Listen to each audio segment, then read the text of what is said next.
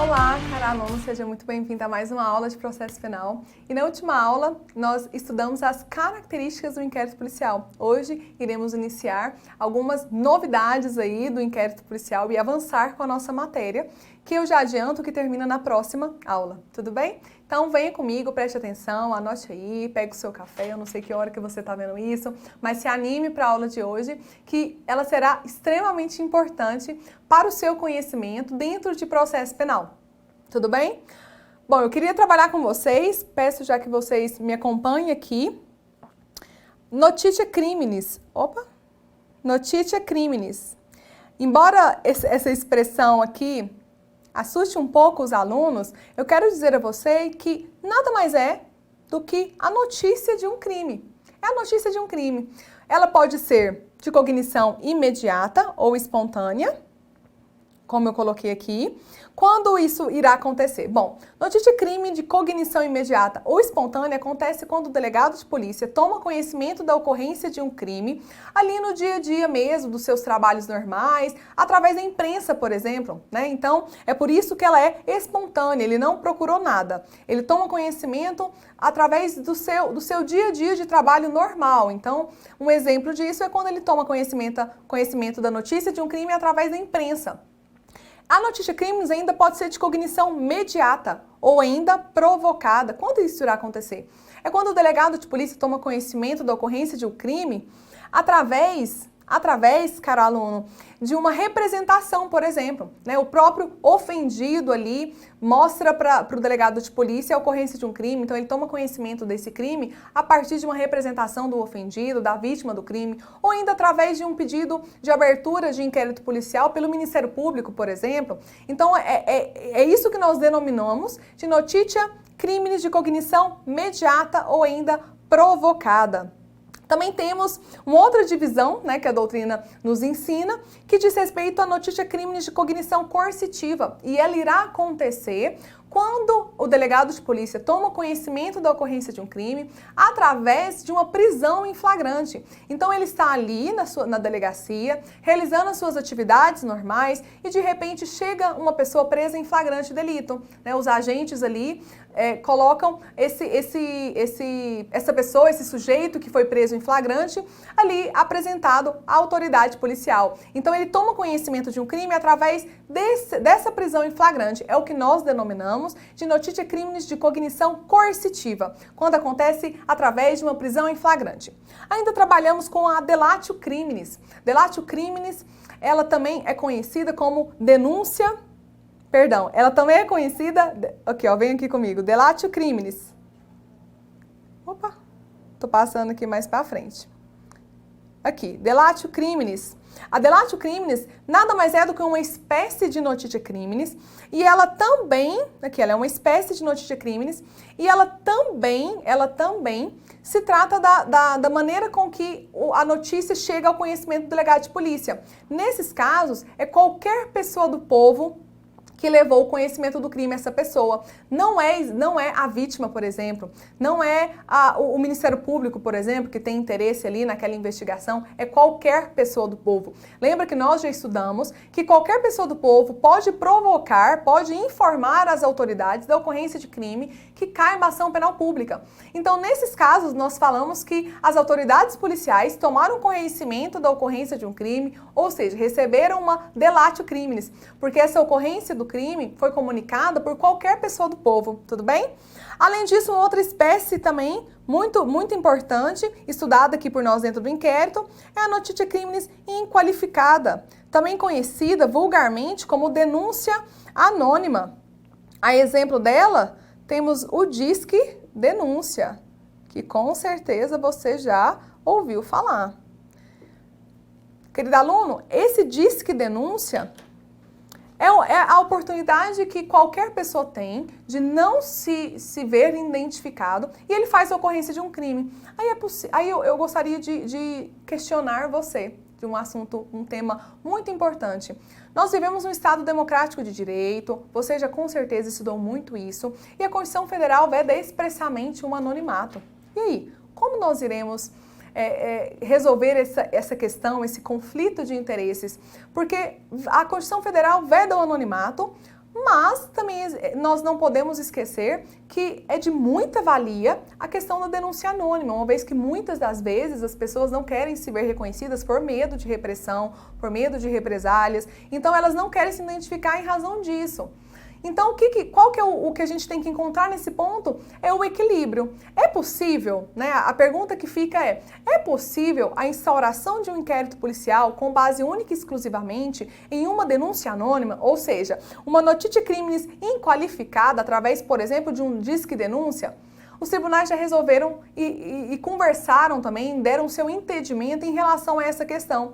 E eles disseram, né, o entendimento majoritário atual, que é possível sim, tomem muito cuidado, é possível sim que o inquérito policial seja aberto com base única e exclusivamente com base em denúncia anônima. Porém, ela não pode ser de maneira exclusiva. É preciso que o delegado de polícia tome algumas medidas investigatórias anteriores a esse inquérito policial. Então, repetindo a vocês, para ficar bem claro, eu explico essa questão um pouco melhor. É possível, a pergunta é possível a instauração de um inquérito policial com base em denúncia anônima, uma vez que a Constituição Federal veda o anonimato? Se alguém te perguntar essa questão, você já está preparado para respondê-la. Diga a ela que é possível sim que o delegado de polícia instaure um inquérito policial com base em denúncia anônima. Porém, ele precisa verificar a procedência dessas informações antes de instaurar o inquérito. Os tribunais, embora permitam que esse inquérito seja instaurado com base em denúncia anônima, ela veda que esse seja o único motivo para instaurar o inquérito. Então, não pode um inquérito policial ser iniciado única e exclusivamente com base em denúncia anônima. Mas caso o delegado de polícia faça anteriormente à instauração desse inquérito algumas investigações preliminares, ou seja, verifica a procedência das informações que chegou até ele, aí sim ele pode mandar instaurar os autos do inquérito policial. Tudo bem? Gente, eu quero tratar com vocês um ponto muito importante que eu sempre gosto de orientar os meus alunos nisso, porque eu fico muito preocupada quando vocês leem o artigo 21 do Código de Processo Penal. Eu sei que você é um aluno muito dedicado, que você está aí em casa lendo e relendo o Código de Processo Penal. Então, às vezes, você se depara com esse artigo 21 que prevê a possibilidade de incomunicabilidade do preso que está sendo investigado, e aí você acredita que isso é possível. E no momento de uma prova de concurso público, você acaba errando por não ter recebido esse conhecimento anterior. Então, eu estou aqui para dizer que, com base em tudo que a nossa Constituição Federal, né, a nossa Carta Magna, uma Constituição cidadã, uma vez que ela contempla um rol extenso de direitos e garantias individuais de todo e qualquer indivíduo, ela não permitiria jamais a incomunicabilidade de um preso. Nós devemos lembrar que até mesmo no estado de defesa, por exemplo, que é numa situação de anormalidade, é vedado a possibilidade de incomunicabilidade dos presos. O que dirá então no momento normal, no momento de normalidade? Então nós entendemos que esse artigo 21 do Código de Processo Penal, ele não foi recepcionado pela Constituição Federal. Então eu peço que você, ao fazer aí ao estudar através aí do seu Código de Processo Penal, você risque esse artigo, porque ele não foi recepcionado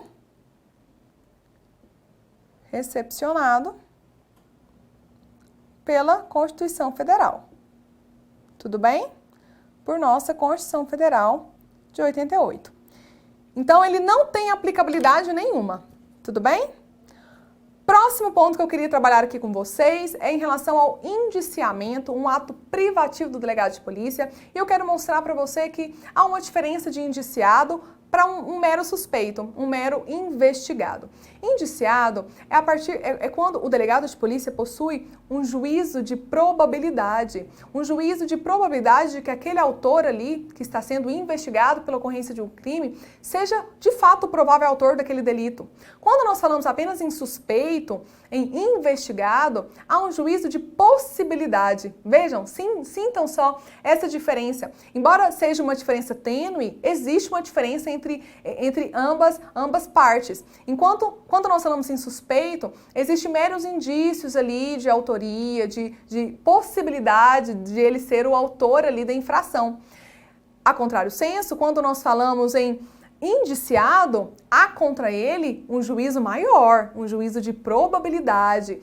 Talvez tudo indica que aquela pessoa de fato tenha praticado aquele crime que está sendo investigado.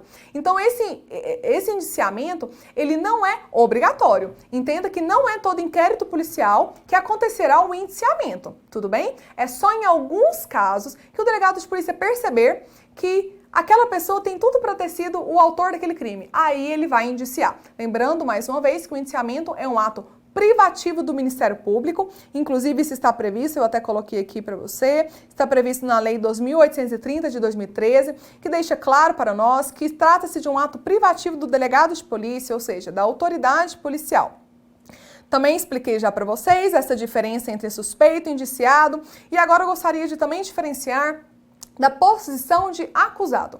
Bom, eu disse que o suspeito é aquele que está sendo objeto ali de investigação, tem contra ele indícios muito frágeis de autoria quanto à prática daquele crime. Então, há apenas um juízo de possibilidade de ele ser o autor da infração penal. Quando nós falamos em indiciado, quando acontece o indiciamento, já há um juízo de probabilidade maior. Tudo indica que aquela pessoa é, de fato, o autor do crime. A partir do momento que aquela pessoa é denunciada formalmente pelo Ministério Público, dando início à ação penal, nós falamos em acusado. Ele já não é mais indiciado, ele não é investigado. Essas expressões, essas nomenclaturas, investigado, suspeito, indiciado, isso faz parte do inquérito policial. Isso faz parte de um procedimento investigatório. A partir do momento que o titular da ação penal ingressa em juízo, dá início à ação penal, nós falamos a partir desse momento de acusado. Ele não é mais um indiciado, ele não está sendo mais investigado, ele está sendo processado. Então ele é um acusado.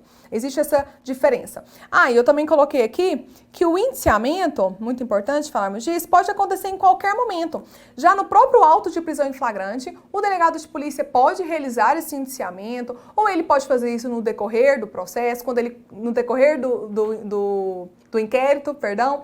Então, no decorrer do inquérito policial, ele pode fazer esse indiciamento, como ele também pode fazer lá no relatório final, a ser encaminhado pela autoridade, para a autoridade judiciária. Então, ele pode fazer esse indiciamento em qualquer momento, não existe um momento certo para que isso aconteça.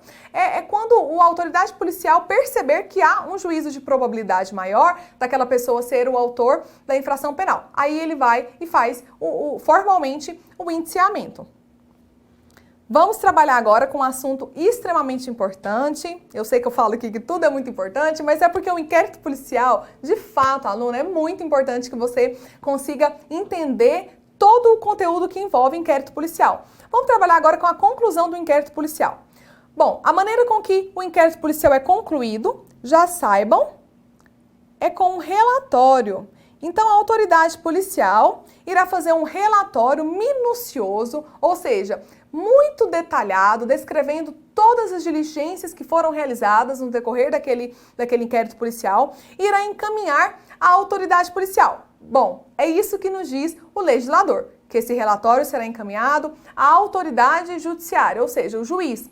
Porém, nós entendemos que não há problema nenhum, né? Inclusive o STJ já se manifestou nesse sentido, não há problema que os autos do inquérito sejam encaminhados diretamente ao Ministério Público, até porque é ele mesmo que é o titular da ação penal, é ele quem interessa receber esses autos do inquérito policial, então não há problema, não é vedado que a autoridade policial encaminhe diretamente esse relatório ao Ministério Público, ao invés de encaminhá-lo ao juiz.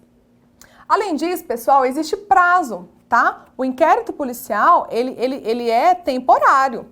Existe um prazo para que ele seja concluído pela autoridade policial. E isso vai depender se o indiciado estiver preso ou se ele estiver solto. Tudo vai depender disso. Quando o inquérito ele deverá terminar?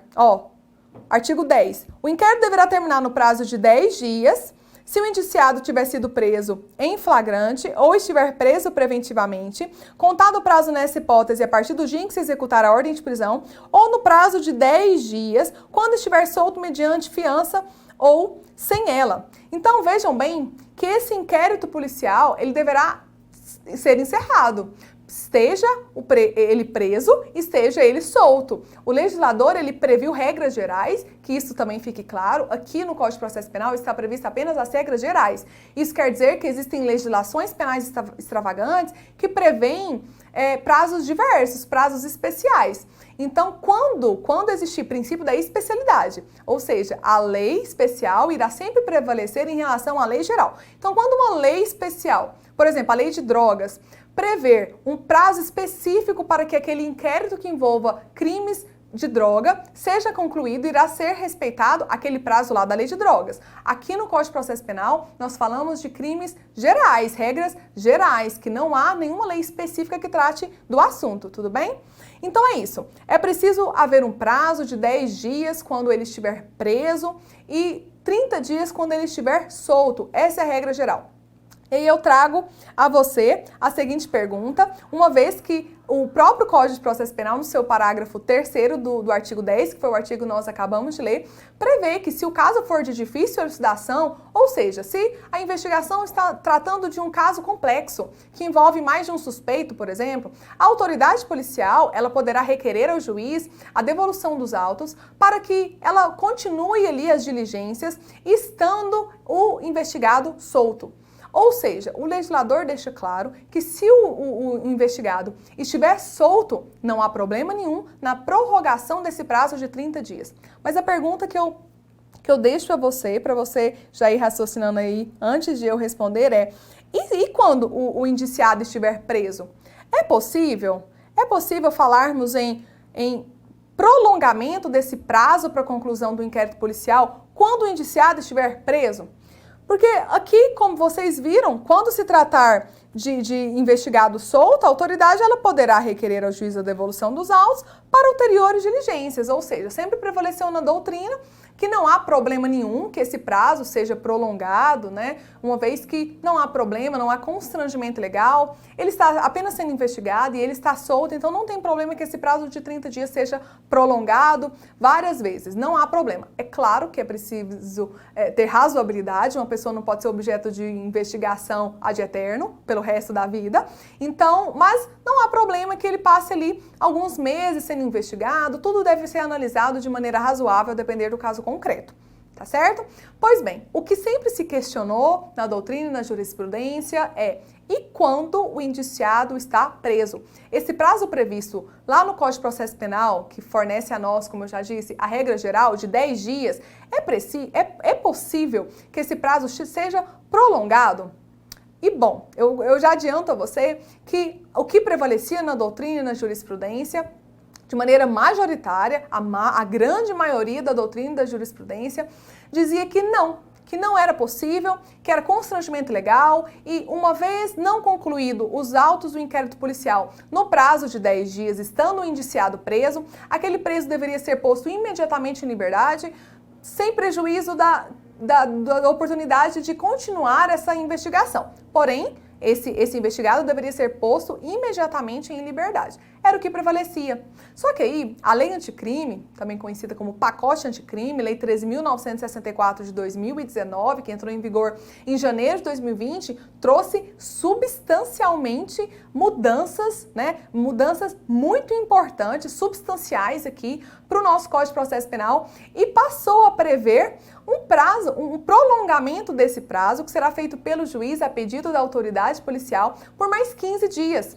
Então, convido você aqui comigo, se você não está com o seu Código de Processo Penal aberto, veja aqui comigo. O juiz das garantias, ele é responsável pelo controle de legalidade da investigação criminal e pela salvaguarda dos direitos individuais, cuja franquia tenha sido reservada à autorização prévia do Poder Judiciário, competindo-lhe especialmente. Aí o artigo 3º-B elenca um rol assim, bem extenso do que está envolvido ali na competência do juiz das garantias, porém o que nos interessa aqui agora é o parágrafo 2º. Se o investigado estiver preso, o juiz das garantias poderá, mediante representação da autoridade policial e ouvido o Ministério Público, prorrogar uma única vez, olha aqui, a duração do inquérito por até 15 dias. Após o que, se ainda assim a investigação não for concluída, a prisão será imediatamente relaxada. Veja, alteração novinha aí, ó, incluído pela Lei 3.964 de 2019. Então, agora passou a prever o prazo de prolongamento, ou seja, mais 15 dias para que a autoridade policial encerre ali o inquérito policial, conclua o inquérito policial. Então agora, eu até montei um quadrinho aqui para vocês, olha que legal, veja aqui comigo. Agora existe claramente uma diferença, olha eu riscando aqui à toa. Existe claramente uma diferença, né, um prolongamento aí de mais 15 dias quando o indiciado estiver preso. Então aqui são as regras gerais, né, regra geral, como eu falei para você, o Código de Processo Penal prevê as regras gerais, 10 dias, agora prorrogável por mais 15, a pedido por representação da autoridade policial, e quem vai fazer essa prorrogação é o juiz das garantias. Quando o indiciado estiver solto, esse prazo é de 30 dias, lembrando que ele pode ser prorrogado por várias vezes, inclusive. A Polícia Federal prevê um prazo diferente para quando o indiciado estiver preso, daí nós falamos em 15 dias, prorrogáveis por mais 15. Nada fala sobre o indiciado solto, por isso é aplicado por analogia, a regra geral prevista lá no CPP, 30 dias. Crimes contra a economia popular, prazo comum de 10 dias, tanto se o indiciado estiver preso ou solto. Lei de drogas também prevê um prazo especial, 30 dias prorrogável por mais 30 quando esse indiciado estiver preso, ou se tratarmos de indiciado solto, esse prazo é de 90 dias, prorrogável por mais 90. Quando nós falamos em inquéritos militares, o prazo para a conclusão desse inquérito militar, estando o indiciado preso é de 20 dias, e estando o indiciado solto é de 40 dias, prorrogável por mais 20. Então, pessoal, fique bem claro que o que está previsto no Código de Processo Penal é aquele prazo de 10 dias, agora prorrogável por mais 15, quando o indiciado estiver preso, e 30 dias, quando o indiciado estiver solto, também podendo acontecer sucessivas prorrogações. Trata-se de prazos gerais, ou seja, só no silêncio das outras leis especiais é que ele será aplicado. Quando existir uma lei especial que trata de determinado assunto, deverá ser respeitado esse prazo especial que está previsto nessas leis. Então é importante que você saiba as regras gerais previstas no Código de Processo Penal, porém se atente também para esses outros prazos que estão previstos na legislação penal extravagante, que muitas vezes também é cobrado de você no concurso público que você tem a intenção de prestar aí futuramente. Então tome cuidado com essas regras gerais e regras especiais. Tá certo? Pessoal, conclusão do inquérito policial. Então, nós já vimos que é preciso fazer um relatório, vimos também que existe prazo para a conclusão do inquérito, e agora nós iremos estudar os destinatários dos autos do inquérito policial. Bom, o artigo 10, parágrafo 1º do Código de Processo Penal, como vocês estão vendo aqui, deixa claro que a autoridade fará um minucioso relatório do que tiver sido apurado e enviará os autos ao juiz competente. Fica parecendo, como eu até já falei, que esse relatório será encaminhado ao juiz competente, mas como eu disse, o STJ mesmo já decidiu que não há problema nenhum, não há vedação, no caso de autoridade policial encaminhar esse relatório diretamente ao Ministério Público. Então não há problema que ele faça esse encaminhamento diretamente a quem interessa, que é o titular da ação penal. É ele quem tem a necessidade de analisar ali os autos do inquérito, para ver se precisa mais de algumas diligências para formar a sua opinião quanto ao crime e finalmente ingressar em juízo denunciando aquele investigado. Então, não há problema nenhum que esse relatório vá direto para as mãos do Ministério Público. Mas vejam que o que está previsto na lei é que a autoridade policial encaminhará esse relatório minucioso de tudo que aconteceu no momento da investigação ao juiz. Então, o que está previsto na lei é ao juiz. Se perguntar, né, letra seca da lei, se perguntar numa provável prova que você terá, uma eventual prova que acontecerá, tenha muita cautela. Na prática, o que acontece e o que o STJ já disse que é permitido, esse relatório será encaminhado direto para o Ministério Público, mas o que a lei diz é que quem receberá esse relatório inicialmente é o juiz. Então, tomem cuidado com isso. Mas vamos lá, a partir do momento que a gente sabe, né, então nós já vimos relatório, deixa eu pegar uma outra caneta aqui. Nós já vimos relatório, vimos o prazo para a conclusão do inquérito, vimos o destinatário dos autos do inquérito E agora, as providências a serem adotadas após a remessa dos autos do inquérito policial. Bom, vamos trabalhar então com a possibilidade de que esse relatório, esses autos, eles serão encaminhados ao juiz, né? Não vamos trabalhar aqui com nenhuma desses pontos polêmicos de quem é que vai receber esses autos, né? Então vamos trabalhar com a regra que está prevista na própria lei. O relatório será encaminhado ao juiz competente, à autoridade judiciária competente. Então vamos ver quais são as providências a serem adotadas nesse momento? Vejam aqui comigo. Quando os crimes for de ação penal de iniciativa, de iniciativa privada, olha, quando não couber ação pública, os autos do inquérito policial serão remetidos ao juiz competente, onde aguardarão a iniciativa do ofendido ou do seu representante legal, ou serão entregues a quem requerer mediante translado. Então, esse inquérito policial, ele permanecerá em juízo, que poderá, como o próprio artigo 19 do Código de Processo Penal diz, que aguardará a iniciativa do ofendido. Então, esse é o caso dos crimes que caiba ação penal de iniciativa privada. Quando nós falamos em crime de ação penal pública, vejam aqui, existe algumas possibilidades que se abrem para o Ministério Público. Então, vamos lá. Autoridade policial, vamos só revisar aqui o que já foi dito. A autoridade policial, ela irá fazer um minucioso relatório descrevendo tudo que foi apurado ali no decorrer do inquérito, vai colocar todas as diligências que foram realizadas, ou por que alguma não foi realizada, qual a justificativa do porquê que não foi possível realizar aquela determinada diligência, se teve alguma testemunha que não foi ouvida, a indicação de onde essa testemunha se encontra, enfim, será um relatório muito minucioso, muito detalhado, produzido pela autoridade policial.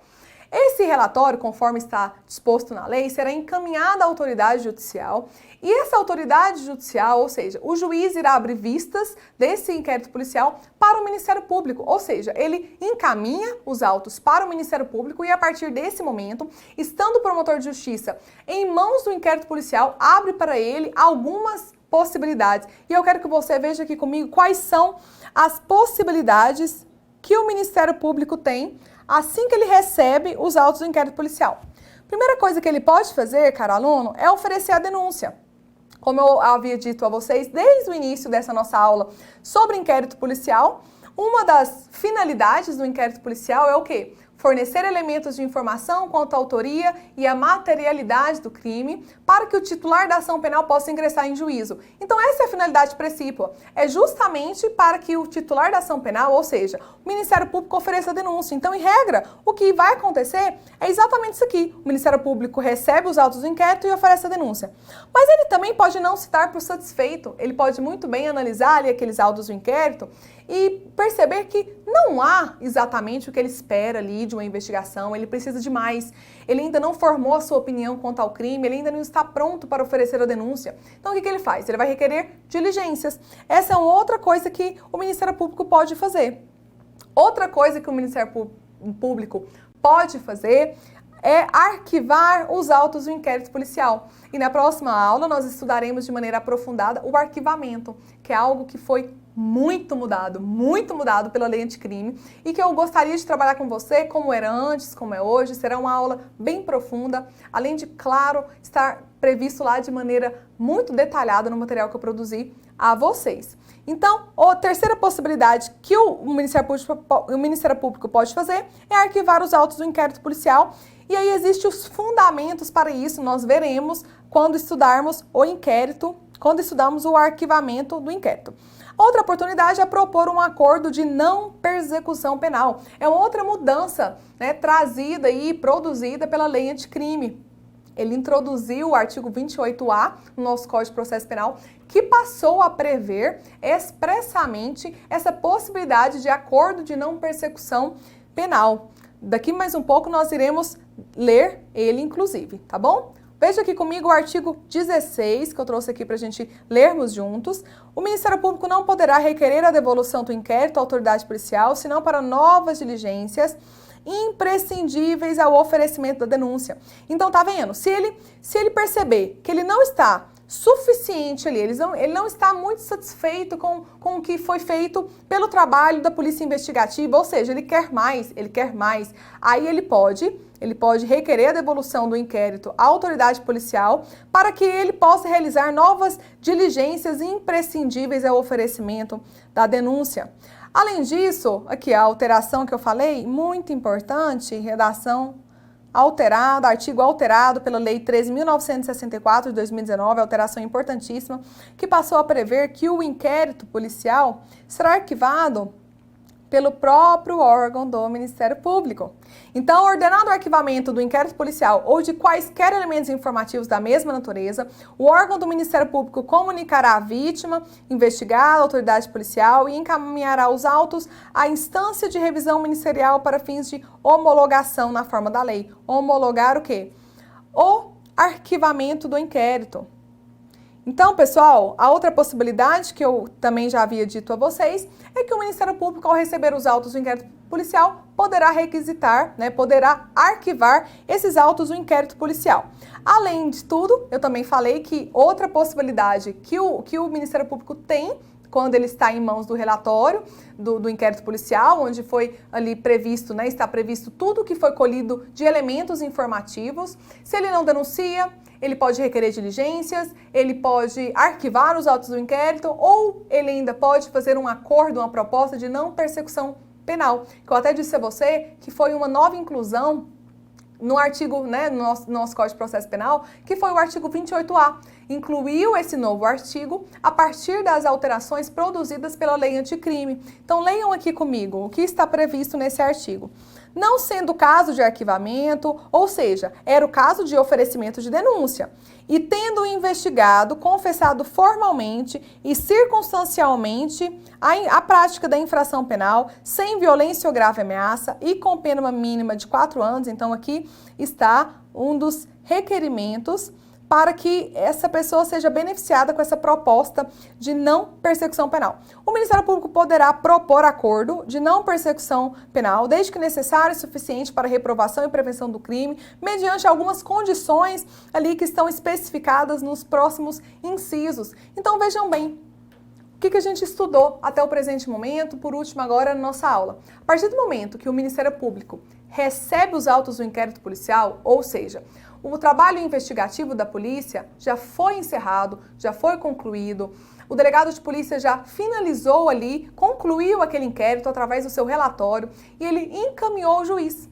Ou ele ainda pode encaminhar diretamente ao Ministério Público, mas de acordo com a lei, vamos trabalhar com a lei, ele encaminhou ao juiz, o juiz vai encaminhar esses autos ao Ministério Público, que abre a partir desse momento 5 possibilidades. Ele pode oferecer a denúncia, ou ele ainda pode requerer novas diligências quando ele não se der por satisfeito com aquelas investigações ali produzidas pelo delegado de polícia, ou seja, ele pode pedir mais investigações para que ele forme a sua opinião quanto ao crime e possa oferecer a denúncia, ou ele ainda pode arquivar o inquérito policial se ele se convencer de que não existe crime. Próxima aula iremos estudar os fundamentos do arquivamento. Então, a terceira possibilidade que ele tem é justamente arquivar o inquérito policial, ou ele ainda pode pedir que a proposta, ele pode oferecer a proposta de acordo de não persecução criminal, que é uma proposta nova que surgiu com o advento da promulgação da Lei Anticrime, Lei 13.964 de 2019, passou a vigorar em janeiro de 2020, que é a proposta de não persecução penal, que é o que nós lemos agora há pouco no artigo 28A. Então, essas são as possibilidades que se abre para o Ministério Público, ou seja, para o promotor ali do caso, para que ele faça qualquer um que ele achar ali que é mais conveniente ao caso concreto quando ele recebe o inquérito policial. Nossa aula fica por aqui, eu te espero na próxima aula, onde nós terminaremos o inquérito policial, estudaremos o arquivamento, fundamentos do arquivamento, então é de extrema importância. Além do mais, iremos também realizar algumas questões de concurso público que foram cobradas por último aí, envolvendo o inquérito policial. Espero você na próxima aula, fique com Deus!